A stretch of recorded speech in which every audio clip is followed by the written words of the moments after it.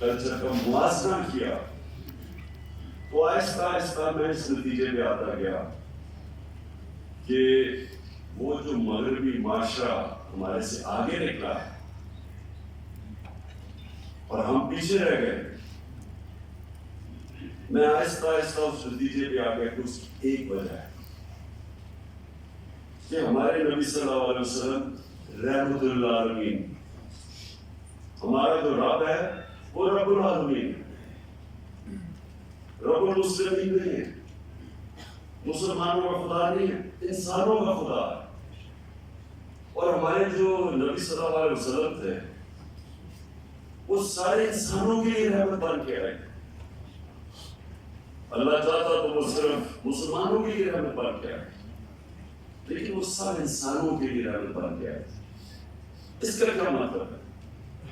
اس کا مطلب یہ ہے کہ جب اللہ ہمیں حکم کرتا ہے کہ نبی صلی اللہ علیہ وسلم کی شریعت پہ چلو، ان کی سنت پہ چلو، تو وہ ہماری بہتری کے لیے اللہ کہتا ہے۔ یہ میں آپ کو پھر بتا رہا ہوں کہ یہ میں اپنے زندگی کے تجربے سے ان چیزوں پہ پہنچا، ان نتیجوں پہ پہنچا کہ جب اللہ حکم کرتا ہے کہ ان کی زندگی سے سیکھو، ان کی سنت پہ چلو، تو اللہ کیا کہہ رہا ہے؟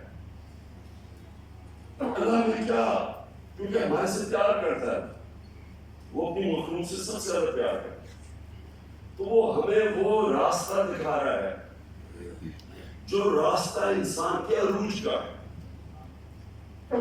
کیونکہ دنیا کی تاریخ میں نہ کوئی وہ انسان اس عروج پہ پہنچ سکتا ہے، نہ کوئی پہنچے گا جو ہمارے نبی صلی اللہ علیہ وسلم پہنچے، پہنچ ہی نہیں سکتا، کوئی اتنا بڑا لیڈر نہیں بن سکتا۔